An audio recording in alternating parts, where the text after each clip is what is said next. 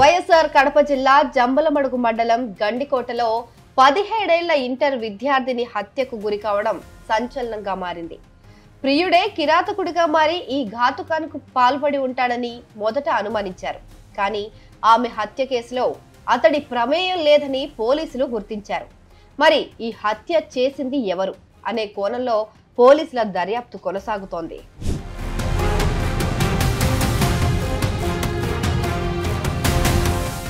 ఎర్రగుంట్ల మండలంలోని ఓ గ్రామానికి చెందిన విద్యార్థిని ప్రొద్దుటూరులోని ఓ ప్రైవేట్ జూనియర్ కళాశాలలో ఇంటర్ 2వ సంవత్సరం చదువుతోంది. అదే గ్రామానికి చెందిన లోకేష్ ను ప్రేమించింది. ఈ విషయం అమ్మాయి తల్లిదండ్రులకు తెలుసు. తనను ప్రేమించమని లోకేష్ తమ కూతుర్ని వేధిస్తున్నాడని వారు చెప్తున్నారు. లోకేష్ వేధింపులు తట్టుకోలేకే తాము పొద్దుటూరుకి మకాం మార్చామని వెల్లడించారు. అయితే సోమవారం ఉదయం కాలేజీకి వెళ్లిన తమ కూతురు రాత్రైనా ఇంటికి రాకపోవడంతో తల్లిదండ్రులు పొద్దుటూరు 1 టౌన్ పోలీస్ స్టేషన్ లో ఫిర్యాదు చేశారు.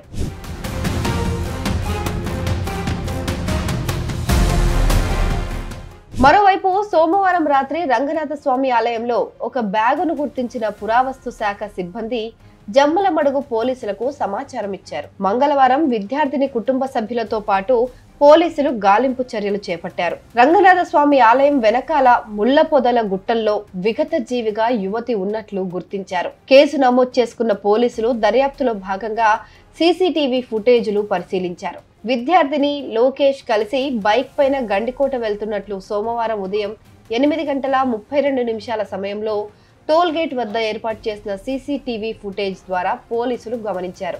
ఆ తర్వాత ఉదయం 10:40 తిరిగి లోకేష్ ఒక్కడే బైక్ పైన వెళ్లిపోతున్న మరో సీసీటీవీ ఫుటేజ్ ని గుర్తించారు. దీంతో అతడే ఆమెను హత్య చేసి ఉంటాడని అనుమానించారు. తమ కూతుర్ని లోకేష్ రేప్ చేసి చంపేశాడని తల్లిదండ్రులు ఆరోపించారు. కానీ బుధవారం ఉదయం వరకు జరిగిన దర్యాప్తులో పోలీసులు కీలక ఆధారాలు సేకరించారు. విద్యార్థిని హత్యలో ప్రియుడు లోకేష్ పాత్ర లేదని డీఐజీ కోయ ప్రవీణ్ తేల్చారు. అమ్మాయిపైన ఎలాంటి లైంగిక దాడి జరగలేదని, విద్యార్థిని హత్య కేసుకు సంబంధించి బుధవారం ఉదయం కొన్ని ఖచ్చితమైన ఆధారాలు లభించాయని చెప్పారు. వాటి గురించి ఇప్పుడే చెప్పలేమని, ఈ రోజు రాత్రిలోపు జిల్లా ఎస్పీ కేసును ఛేదిస్తారని చెప్పారు.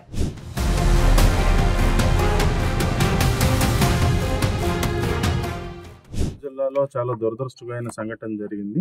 17 ఏళ్ల యువతి ఇక్కడ శవమై నిన్న మనకి బయటపడడం జరిగింది. దాని గురించి మొత్తం నిన్నటి నుంచి మొత్తం జిల్లా యంత్రాంగం తర్వాత రాష్ట్ర యంత్రాంగం అంతా కూడా దాన్ని ఛేదించే పనిలో నిమగ్నమై ఉన్నారు.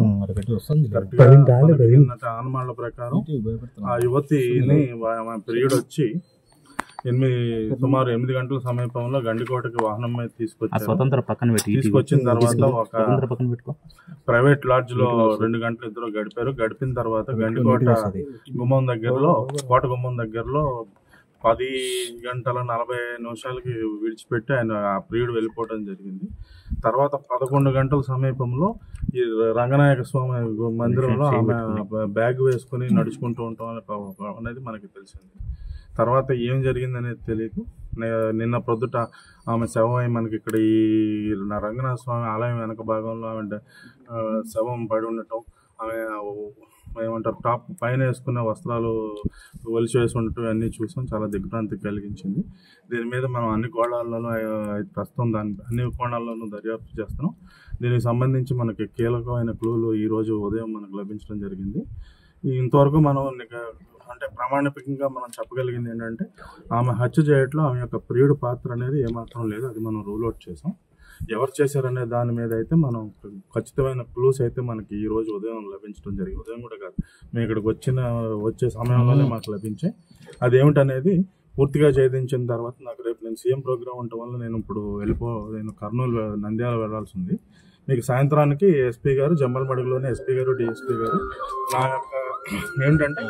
నాకు ఒక ప్రగాఢ ఆత్మవిశ్వాసం ఏంటంటే మనకున్న క్లోజ్ దృష్ట్యా మనకి ఈ రోజు ఎట్టి పరిస్థితుల్లో ఈ రోజు ఈ యొక్క కేసు ఏదైతే ఉందో పూర్తిగా మనం ఛేదించే అవకాశం ఉంది.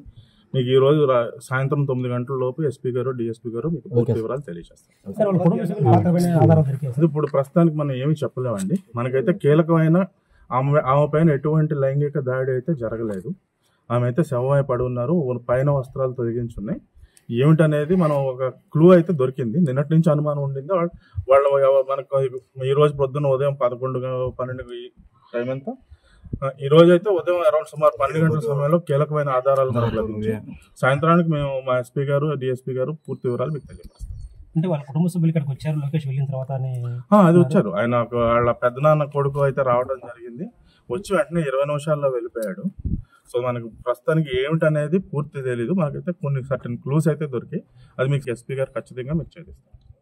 ఇదిలా ఉంటే గండికోట చెక్ పోస్ట్ వద్ద నుంచి లోపలికి బైక్ పైన విద్యార్థిని, లోకేష్ ఇద్దరు వెళ్లారు. దాదాపు 2 గంటల తర్వాత లోకేష్ ఒక్కడే బయటకొచ్చాడు. మరి ఈ 2 గంటల పాటు అక్కడేం జరిగింది అనేది ఇప్పుడు తెలియాల్సిన విషయం. ఈ హత్య లోకేష్ చేయలేదని పోలీసులు ఖచ్చితంగా చెప్తున్నారు. ఇదే సమయంలో విద్యార్థిని హత్యలో అన్నయ్య పాత్ర ఉందని అనుమానాలు వ్యక్తం చేస్తున్నారు. దీన్ని విద్యార్థిని తల్లిదండ్రులు తీవ్రంగా ఖండిస్తున్నారు. సొంత చెల్లిని అన్నయ్య ఎందుకు చంపుతాడు అని వారు ప్రశ్నిస్తున్నారు. ఖచ్చితంగా ఈ హత్య లోకేష్ చేశాడని అంటున్నారు. మరి పోలీసులు ఏం తేలుస్తారో వేచి చూడాలి.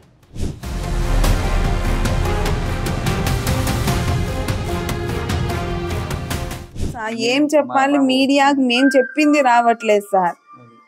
దానికి మీరు ఏది సృష్టించుకొని ఏదేదో ఒకటికొకటి ఏదో మీరు చూపిస్తున్నారు. అలాంటప్పుడు మేము ఏం మాట్లాడాలి? మేము ఒకటి మాట్లాడితే మేము మాట్లాడింది స్పష్టంగా అది వస్తే కదా సార్ మా బాధ తీరేది. ఏం మా పాప సోమవారం పొద్దున 8 గంటలకు కాలేజ్ కని బయలుదేరింటే పాప వచ్చేసి కాలేజ్కి ఇంకా రాలేదని మా ఆయనకి మెసేజ్ పెట్టి కాల్ చేశారు. పాప ఇంటికి కాలేజ్కి వెళ్ళలేదంట. మా ఆయన ఫోన్ చేస్తే నేను ఇక్కడికి వచ్చాను, మా సొంతూరు, ఇక్కడికి చిన్న పొదుపు మీటింగ్గా నేను ఇక్కడికి వచ్చాను. ఫోన్ చేసిన వెంటనే మా బావ కొడుకైన సురేంద్రను బైక్లో తీసుకొని వెంటనే బస్సుకి అయితే లేట్ అవుతుందని బైక్లో తీసుకొని వెళ్ళి కాలేజ్ దగ్గర విచారించుకుంటే పాప రావలేదమ్మా పొద్దున్న నుంచి కాలేజ్ కంటే, ఫ్రెండ్స్ను విచారించుకుంటే మాతో గండికోటకు పోతానని చెప్పిందన్నారు. ఆత్రంగా మా పాప కనిపించలేదని టెన్షన్లో మేము చేసిన మిస్టేక్ ఏంటంటే బాబును ఒక్కడిని పంపించడం. మా పాప కనిపించలేదన్న ఆత్రంతో ఆ అబ్బాయి ఏం జరిగిందో అని వెళ్ళింటే నా కొడుకే నా కూతుర్ని చంపినా అని ఎంత నిర్దాక్షిణ్యంగా చెప్తారు సార్. అన్న చెల్లెల్ని చంపుతాడా? ఎంత పరువు ప్రతిష్ట కోసము అయితే 4 ఏట్లు వేసుకుంటాం తల్లిదండ్రులుగా, కాదనట్లేదు. చంపేంత క్రూరత్వంగా దిగజారలేదు సార్. ఇంకా అది సొంత అన్న పాప బట్టలు తీస్తాడా? అన్నగారు బట్టలు తీస్తారా?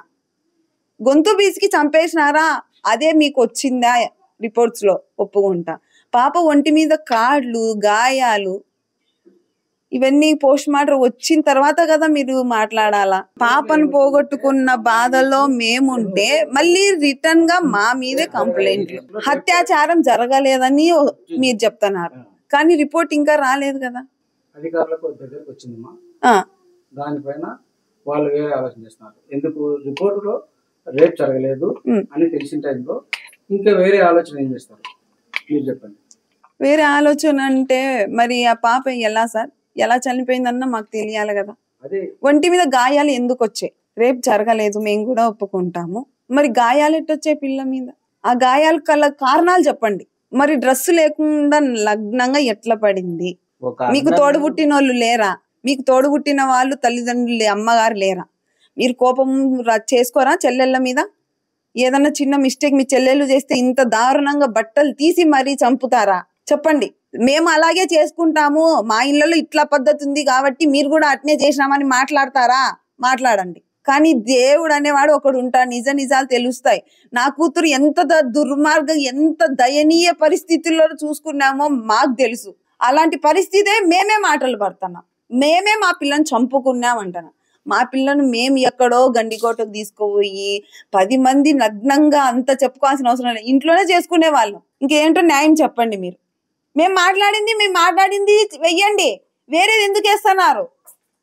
మా బాధ చెప్పుకునేది మాకు న్యాయం జరగడం కోసమే కదా మేము మీకు చెప్పుకునేది. మరి న్యాయం జరగకపోగా మేమే దోషులమా? అన్ననా చెల్లెళ్ళు ఎంక్వైరీ కోసం వెళ్ళి చూసుకునేందుకు అన్న చెల్లెల్ని చంపుతాడా? ఏ ప్రూఫ్స్ తో మీరు చంపినాడని నిరూపించండి. చేయాలి సార్. మా పాపను పోగొట్టుకున్నాం, మేము అన్యాయం అయిపోయినాం, మాకు ఎవరి మీద అనుమానమో మేము చెప్పాం, మీరు వాళ్ళను కేసు పెట్టి లోపల పెట్టారు. ఇంకా మీరే న్యాయం చేయండి, నేను ఏం కోరడం లేదు.